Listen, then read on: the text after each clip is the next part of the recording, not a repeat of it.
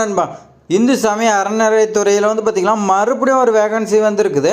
இது எங்கன்னு பார்த்திங்கன்னா திருவண்ணாமலையில் பார்த்திங்கன்னா ஜாப் வேகன்சி வந்துருக்குது. எத்தனை வேகன்சின்னு பார்த்திங்கன்னா 109 வேகன்சி வந்துருக்குது. இந்த ஜாபு தமிழ்நாட்டில் இருக்கிற 38 மாவட்டத்தில் யார் வேணாலும் அப்ளை பண்ணலான்னு சொல்லியிருக்காங்க.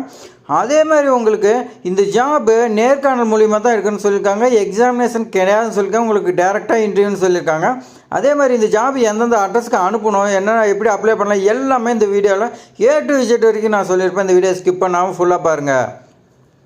வாங்க வீடியோவில் ஃபஸ்ட் ஒன்று பார்க்கலாம். ஃபஸ்ட்டு பார்த்திங்கன்னா உங்களுக்கு போஸ்டிங் கொடுத்துருக்காங்க. இந்த போஸ்டிங்கில் தட்டச்சர்னு சொல்லி ஒரு வேகன்சி கொடுத்துருக்காங்க. இதுக்கான சம்பளம் 18,500லேருந்து 58,600 வரைக்கும் சொல்லியிருக்காங்க.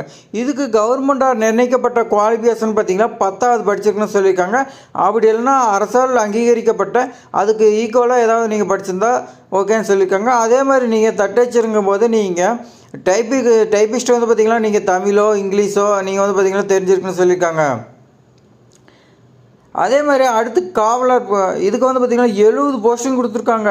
பார்த்திங்கன்னா காவலர், இந்த காவலர் பார்த்திங்கன்னா 70 வேகன்சி சொல்லி கொடுத்துருக்காங்க. அதில் ஆண்கள் 60 பெண்கள் 10ன்னு சொல்லியிருக்காங்க. இந்த ஜாபுக்காக 15,900லேருந்து 50,400 வரைக்கும் கவர்மெண்ட்டால் கொடுக்குறதா சொல்லியிருக்காங்க. இந்த ஜாபுக்கு தமிழ் படிக்க மற்றும் எழுத தெரிஞ்சிருக்குன்னு சொல்லியிருக்காங்க. உங்களுக்கு தமிழ் பேசவும் தெரிஞ்சிருக்குன்னா அதே மாதிரி எழுத தெரிஞ்சிருந்தால் இதுக்கு ஓகேன்னு சொல்லியிருக்காங்க. இது பார்த்திங்கன்னா 2 வேகன்சி சொல்லி கொடுத்துருக்காங்க.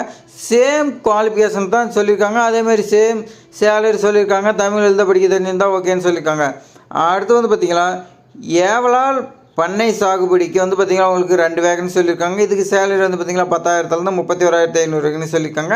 இந்த ஜாப் எல்லாமே பர்மனன்ட் ஜாப் தான் சொல்லியிருக்காங்க. இதுக்கு நீங்கள் தமிழ் எழுத படிக்க தெரிஞ்சிருந்தால் இதுக்கும் ஓகேன்னு சொல்லியிருக்காங்க. அடுத்து உபகோயில் பெருக்குபவர் பார்த்திங்கன்னா 2 வேகன்சி. இதுக்கும் சேம் சேலரி தான். இதுக்கும் தமிழ் எழுத படிக்க தெரிஞ்சிருந்தால் ஓகேன்னு சொல்லியிருக்காங்க. கால்நடை பராமரிப்பர், இதுக்கும் பார்த்திங்கன்னா தமிழ் எழுத படிக்க தெரிஞ்சிருந்தால் ஓகேன்னு சொல்லியிருக்காங்க. உபகோயில் காவலர் பார்த்திங்கன்னா 2 வேகன்சி இருக்கிறதா சொல்லியிருக்காங்க. இதுக்கு 11,600லேருந்து 36,800 வரைக்கும் உங்களுக்கு சேலரி இருக்குன்னு சொல்லியிருக்காங்க. அடுத்து இதுக்கு தமிழ் எழுத படிக்க தெரிஞ்சிருந்தால் ஓகேன்னு சொல்லியிருக்காங்க. அடுத்து உள்துறை காலி பணியிடங்கள் பார்த்திங்கன்னா திருமஞ்சனம், இதில் 3 வேகன்சி சொல்லி கொடுத்துருக்காங்க. இதுக்கு சேலரின்னு பார்த்திங்கன்னா 11,600லேருந்து 36,800 வரைக்கும் சொல்லியிருக்காங்க. இதுக்கு நீங்கள் தமிழ் எழுத படிக்க தெரிஞ்சுதான் போதும் சொல்லிக்கோங்க. அதே மாதிரி பார்த்திங்கன்னா யாதொரு சமய நிறுவனங்களால் அல்லது அரசு நிறுவனங்களால் நீங்கள் பார்த்திங்கன்னா ஏதாவது ஒரு கோர்ஸ் இந்த மாதிரி பார்த்திங்கன்னா ஓராண்டு படிப்பு படிச்சிருக்குன்னு சொல்லியிருக்காங்க. அதுக்கான சர்டிஃபிகேட் இருக்குன்னு சொல்லியிருக்காங்க. அடுத்து பார்த்திங்கன்னா முறை ஸ்தானிக்கம், இதில் பார்த்திங்கன்னா 10 வேகன்சி சொல்லி கொடுத்துருக்காங்க. இதுக்கு சேலரி 10,000லேருந்து 31,500 வரைக்கும் சொல்லியிருக்காங்க. இது சேம் குவாலிஃபிகேஷன் தமிழ் எழுத படிக்க தெரிஞ்சிருக்குன்னா அதே மாதிரி பார்த்திங்கன்னா நீங்கள் இந்த சமய நிறுவனங்களால் ஒரு சமய நிறுவனங்களால் பார்த்திங்கன்னா அல்லது அரசு நிறுவனங்களால் பார்த்திங்கன்னா நீங்கள் ஈக்குவலாக ஓராண்டு படிப்பு படிச்சிருக்குன்னு சொல்லியிருக்காங்க. அடுத்து பார்த்திங்கன்னா உடல், இது பார்த்திங்கன்னா 2 வேகன்சி சொல்லி கொடுத்துருக்காங்க. இதுக்கு சேலரின்னு பார்த்திங்கன்னா 17,900லேருந்து 50,400 வரைக்கும் சொல்லியிருக்காங்க. இதுக்கு சேம் குவாலிஃபிகேஷன் தான் தமிழ் எழுத படிக்க தெரிஞ்சிருங்க ஓராண்டு படிச்சுன்னு சொல்லியிருக்காங்க. தாளம், இதுக்கு 3 வேகன்சி சொல்லி கொடுத்துருக்காங்க. 18,500லேருந்து 58,600 வரைக்கும் சொல்லியிருக்காங்க. இதுதான் சேலரின்னு நினைக்கிறேன். இது வரைக்கும் வந்த ஜாப்லேயே அதே மாதிரி இது தமிழ் எழுத படிக்க தெரிஞ்சு சேம் குவாலிஃபிகேஷன் தான் சொல்லியிருக்காங்க. அடுத்து பார்த்திங்கன்னா உங்களுக்கு தொழில்நுட்ப உதவியாளர், இது தொழில்நுட்ப காலி பணிகள்னு சொல்லி கொடுத்துருக்காங்க. இதில் தொழில்நுட்ப உதவியாளர் பார்த்திங்கன்னா மின்னணு மற்றும் தொலைத்தொடர்பு பார்த்திங்கன்னா ஒரு வேகன்சி சொல்லி கொடுத்துருக்காங்க. இதுக்கு சேலரி பார்த்திங்கன்னா ஹை சேலரி கொடுத்துருக்காங்க. 20,600லேருந்து 65,500 வரைக்கும் சொல்லி கொடுக்குறாங்க. இதுக்கு மின்னணு மற்றும் தொலைத்தொடர்பில் பார்த்திங்கன்னா நீங்கள் இன்ஜினியர் படிச்சிருக்குன்னு சொல்லியிருக்காங்க. பொறியியலில் பட்டப்படி படிச்சிருக்குன்னு சொல்லியிருக்காங்க. அடுத்து பார்த்திங்கன்னா ப்ளம்பர், இதுக்கு 4 வேகன்சி சொல்லியிருக்காங்க. இதுக்கு 18,000லேருந்து 56,900 வரைக்கும் சொல்லி கொடுத்துருக்காங்க. இதுக்கு நீங்கள் பார்த்திங்கன்னா அரசால் அங்கீகரிக்கப்பட்ட நிறுவனத்தில் நீங்கள் ITI படிச்சிருக்குன்னு சொல்லியிருக்காங்க.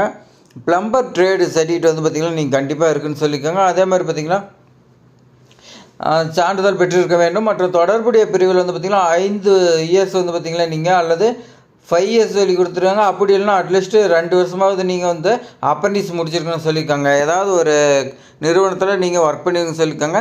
உதவி மின் பணியாளர் பார்த்திங்கன்னா 2 வேகன்சி. இதுக்கு 16,600லேருந்து 52,400 வரைக்கும் சொல்லியிருக்காங்க. இதுக்கும் சேம் குவாலிஃபிகேஷன் தான். ITIயில் நீங்கள் பார்த்திங்கன்னா எலக்ட்ரிக்கலில் பார்த்திங்கன்னா நீங்கள் படிச்சிருக்குன்னு சொல்லியிருக்காங்க.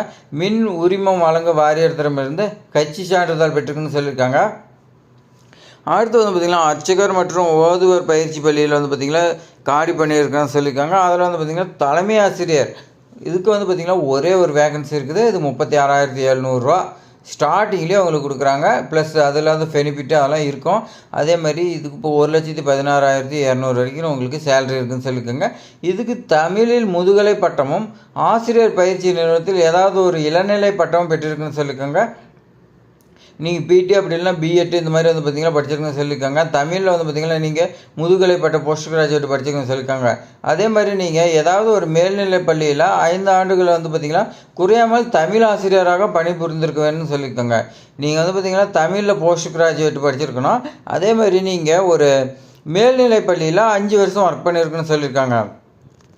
அடுத்து தேவார ஆசிரியர் வந்து பார்த்திங்கன்னா ஒரு வேகன்சி சொல்லி கொடுத்துருக்காங்க. இது 35,400லேருந்து 1,12,400 வரைக்கும் இருக்குன்னு சொல்லியிருக்காங்க. இதுக்கு தமிழ் எழுத படிக்க தெரிஞ்சிருக்குன்னு சொல்லியிருக்காங்க. அதாவது ஒரு அகம பள்ளி அப்படி இல்லைன்னா தேவார பாடசாலை, நீங்கள் அப்படி இல்லைன்னா உங்களுக்கு வேத பாடசாலையில் 3 இயர்ஸ் வந்து பார்த்திங்கன்னா நீங்கள் படிச்சிருக்குன்னு சொல்லியிருக்காங்க. அடுத்து சங்கீத இசை ஆசிரியர் ஒரு வேகன்சி சொல்லி கொடுத்துருங்க. இது சேம் சேலரி தான் 35,400லேருந்து 1,12,400 இருக்கிறோம்.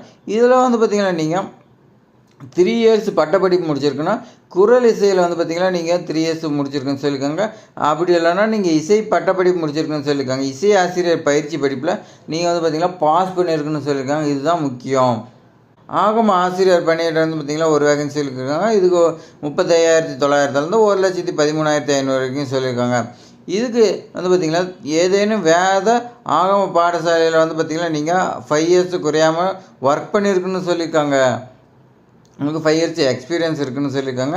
அப்படி இல்லைன்னா நீங்கள் வந்து பார்த்திங்கன்னா இந்து சமயம் மற்றும் அறநிலையத்துறையின் கட்டுப்பாட்டில் உள்ள ஏதாவது ஒரு கோயிலில் நீங்கள் 5 இயர்ஸ் கால அளவில் குறையாமல் முதுநிலை அர்ச்சகராக பணிபுரிந்திருக்குன்னு சொல்லியிருக்காங்க. நீங்கள் வந்து பார்த்திங்கன்னா ஆகம பாடசாலையில் படிச்சிங்கன்னா அப்படி இல்லைன்னா வந்து பார்த்திங்கன்னா இந்து சமய அறநிலையத்துறையில் கோயிலில் வந்து பார்த்திங்கன்னா 5 இயர்ஸ் ஒர்க் பண்ணிங்கன்னு சொல்லியிருக்காங்க. இந்த திருவண்ணாமலை ஜாபுக்கு வந்து பார்த்திங்கன்னா நிபந்தனைகள் வந்து பார்த்திங்கன்னா கொடுத்துருக்காங்க. இது என்னென்னு பார்த்திங்கன்னா ஃபர்ஸ்ட் ஒன் வந்து விண்ணப்பதாரர் வந்து பார்த்திங்கன்னா 1/7/2024 இந்த தேதியில் நீங்கள் 18 இயர்ஸ் கம்ப்ளீட் ஆகிருக்குன்னா அதே மாதிரி இந்த ஜாப்க்கு அப்ளை பண்ணுறதுக்கு 45 வயசுக்கு உள்ளே இருக்குன்னு சொல்லியிருக்காங்க. 18லேருந்து 45 இயர்ஸுக்கு உள்ளே இருக்கிறீங்க யாராக இருந்தாலும் இந்த ஜாப்க்கு அப்ளை பண்ணிக்கலாம். அடுத்து வந்து பார்த்திங்கன்னா இந்து மதத்தை சார்ந்தவராகவும் உரிய ஆவணங்கள் இணைக்கப்பட வேணும்னு சொல்லியிருக்காங்க.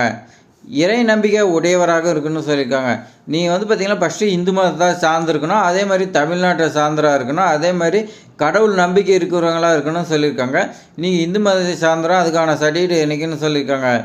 அதே மாதிரி தொற்று நோய் மனநிலை குன்றிய குறைபாடு உள்ளவர்கள் விண்ணப்பிக்க தகுதியற்றவர்கள்னு சொல்லியிருக்காங்க. உங்களுக்கு ஏதாவது தொற்று நோய் இருக்கலாம், அப்படி இல்லை மனநிலை குன்றிய குறைபாடு ஏதாவது இருந்துச்சுன்னா இந்த ஜாப்க்கு நாட் எலிஜிபிள்னு சொல்லியிருக்காங்க.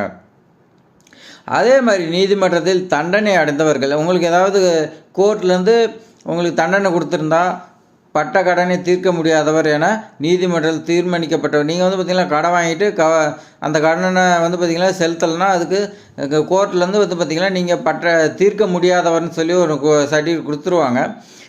அது இருந்தால் நீங்கள் வந்து பார்த்திங்கன்னா விண்ணப்பிக்க தகுதியற்றவர்னு சொல்லியிருக்காங்க.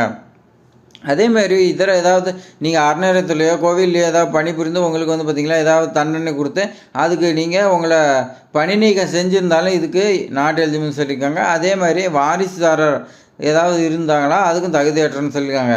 ஏதாவது வாரிசு அடிப்படையில் நீங்கள் வந்து பார்த்திங்கன்னா பணி கிடைக்குன்னு அப்ளை பண்ணிங்களா கண்டிப்பாக கிடைக்காதுன்னு சொல்லியிருக்காங்க. அடுத்து நன்னடத்தை உடையவராக இருக்க வேணும்னு சொல்லியிருக்காங்க. அதே மாதிரி இதற்கு அரசு இதழ் பதிவு பெற்ற அதிகாரியிடமிருந்து பெறப்பட்ட நன்னடத்தை சான்றிதழ்னு கேட்டிருக்காங்க. நாம் வந்து பார்த்திங்கன்னா பழனி முருகன் கோயிலையும் இதே கண்டிஷன் தான் வச்சுருந்தாங்க.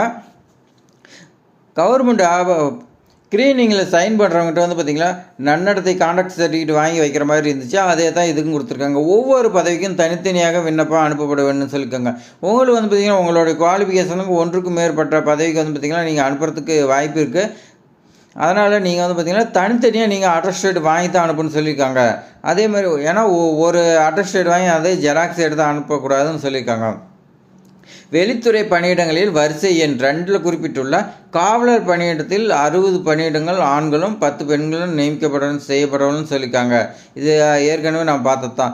விளம்பரம் செய்யப்பட்ட தேதிக்கு பிறகு பெறப்பட விண்ணப்பங்கள் மட்டுமே பரிசீலனைக்கு எடுத்துக்கொள்ளப்படும் சொல்லியிருக்காங்க. இப்போ இந்த நோட்டிஃபிகேஷன் வந்துச்சு எப்போன்னு பார்த்தீங்கன்னா 30/1/2025 வந்து பார்த்திங்கன்னா ஸ்டார்டிங் ஆகிறதா சொல்லியிருக்காங்க.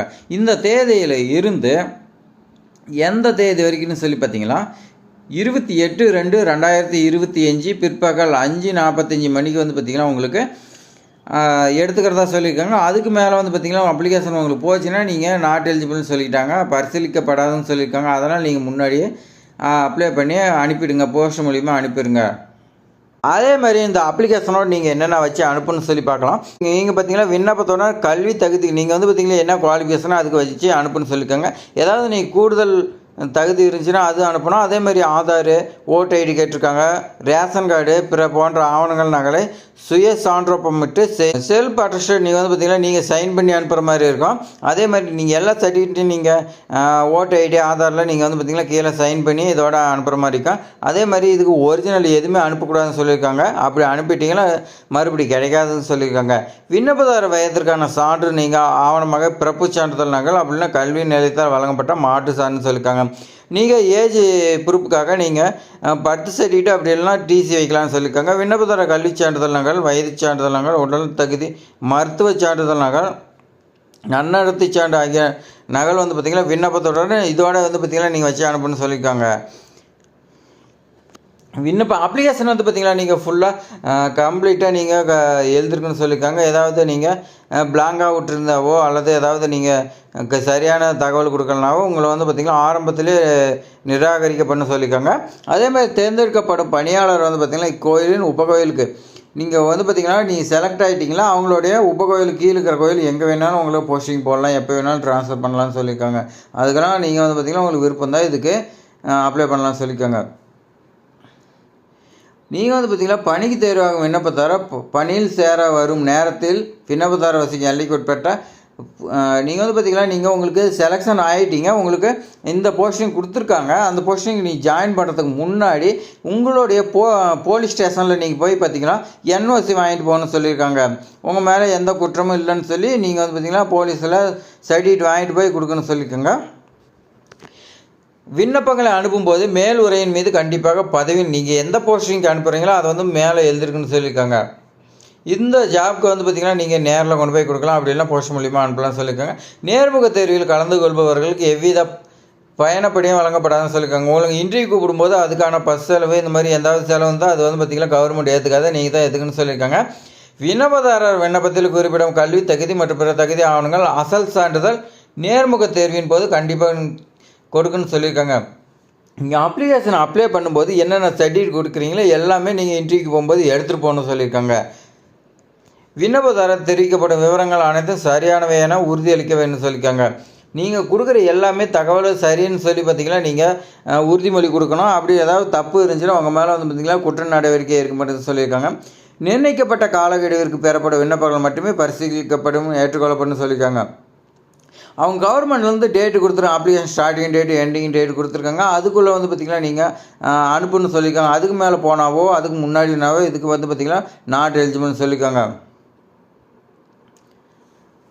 விண்ணப்பதார வழங்கப்படும் நீங்கள் வந்து பார்த்திங்கன்னா அப்ளிகேஷன் அப்ளை பண்ணும்போது என்னென்ன நகல் கொடுப்பீங்களோ எல்லாமே வச்சு அனுப்புவீங்க. அதை வந்து பார்த்திங்கன்னா அதுக்குன்னு ஒரு துறை இருக்குது, அவங்க மூலிமா வந்து பார்த்திங்கன்னா நீங்கள் கொடுத்துக்கிறதெல்லாம் சரியாக தப்பான்னு பார்த்திங்கன்னா வெரிஃபிகேஷன் பண்ணுறதா சொல்லியிருக்காங்க. செலெக்ஷன் ப்ராசஸ் எப்படி வச்சுருக்காங்க பார்த்திங்கன்னா தேர்வு முறையானது அடிப்படை கல்வி தகுதி உங்களுடைய எஜுகேஷன் குவாலிஃபிகேஷன் வச்சு பார்ப்பாங்கன்னு சொல்லியிருக்காங்க. அடுத்து பார்த்திங்கன்னா எக்ஸ்பீரியன்ஸு, செயல்முறை தேர்வுகள்னு சொல்லி கொடுத்துருக்காங்க. கூடுதல் தகுதி ஏதாவது இருந்தால் அது வச்சுக்கிறதா சொல்லியிருக்காங்க. அதேமாதிரி நேர்முக தேர்வு இதில் வந்து இதோட மதிப்பெண் வச்சுப்பிங்களா உங்களோட இன்டர்வியூ கூப்பிடும்போது ஒரு மதிப்பெண் கொடுப்பாங்க. அந்த மதிப்பெண்ணில் தான் உங்களுக்கு பார்த்திங்கன்னா யார் அதிகமாக எடுக்கிறீங்களோ அவங்களுக்கு இந்த போஸ்டிங் இருக்குன்னு சொல்லியிருக்காங்க. நீங்கள் வந்து பார்த்திங்கன்னா திருக்கோயில் இணையதளத்தில் இலவசமாக பதிவு செய்து கொள்ளலாம். நீங்கள் உங்களுக்கு அப்ளிகேஷன் வேணும்னா நீங்கள் நான் டிஸ்கிரிப்ஷனில் கொடுக்குறேன், நீங்கள் அதை டவுன்லோட் பண்ணி நோட்டிஃபிகேஷன் எல்லாமே படித்து பார்த்துட்டு நீங்கள் நிற்கலாம். அப்படி இல்லை உங்களுக்கு அப்ளிகேஷன் வேணும்னா நீங்கள் வந்து பார்த்திங்கன்னா இந்த கோயிலில் திருவண்ணாமலை கோயிலில் வந்து பார்த்திங்கன்னா நேரடியாக வந்து பார்த்திங்கன்னா போனீங்களா 100 ரூபா பணம் கொடுத்தீங்களா வாங்கிக்கலாம்னு சொல்லியிருக்காங்க. இந்த போஸ்டிங் வந்து பார்த்திங்கன்னா எங்கே அனுப்பினா அட்ரஸ் பார்த்திங்களா தெளிவாக குறிப்பிட்டு அனுப்புன்னு சொல்லியிருக்காங்க.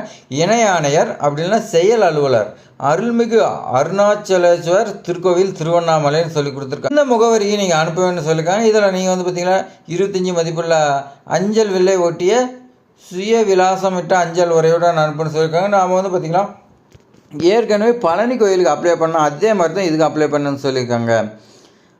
அப்ளிகேஷன் வந்து பார்த்திங்கன்னா நீங்கள் 28/2/2025 பிற்பகல் 5:45 அனுப்புன்னு சொல்லியிருக்காங்க. இதர விவரங்களே உங்களுக்கு ஏதாவது டவுட் இருந்தால் நீங்கள் வந்து பார்த்திங்கன்னா கோயிலோட அலுவலக நேரத்தில் நீங்கள் கேட்டு தெரிஞ்சுக்கலாம்னு சொல்லியிருக்காங்க. அடுத்தான் அட்ரஸ் கொடுத்துறாங்க, அவ்வளோதான் நண்பா. இதுக்கு மேலே வந்து பார்த்திங்கன்னா அப்ளிகேஷன் கொடுத்துருக்காங்க. இதில் நான் டிஸ்கிரிப்ஷனில் கொடுக்குறேன். உங்களுக்கு வந்து பார்த்திங்கன்னா அப்ளை பண்ணுறதுக்கு தெரியலனா உங்களுக்கு டவுட் இருந்துச்சுன்னா கமெண்ட் பண்ணுங்கள். அதிக கமெண்ட் வந்தால் நம்ம வந்து பார்த்திங்கன்னா அப்ளை பண்ணுறதுக்கான வீடியோ போடுறோம். நீங்கள் வந்து பார்த்திங்கன்னா பார்த்து யூஸ்ஃபுல்லாக இருப்பீங்க. நம்ம பழனி கோயிலில் வந்து பார்த்திங்கன்னா நிறைய வேகன்சி வந்துச்சு. அதுக்கு வந்து பார்த்திங்கன்னா நம்ம வீடியோ போட்டிருந்தோம். நிறைய பேர் வந்து பார்த்திங்கன்னா நம்ம சப்போர்ட் கொடுத்தீங்க. அதேமாதிரி நிறைய டவுட்டு கேட்டிங்க, எல்லாமே நம்ம கிளியர் பண்ணி உங்களுக்கு வந்து பார்த்திங்கன்னா யூஸ்ஃபுல்லாக கொடுத்துருந்தோம்.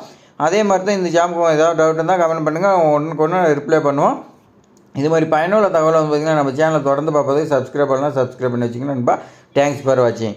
அடுத்த நல்ல வீடியோவில் சந்திப்போம்.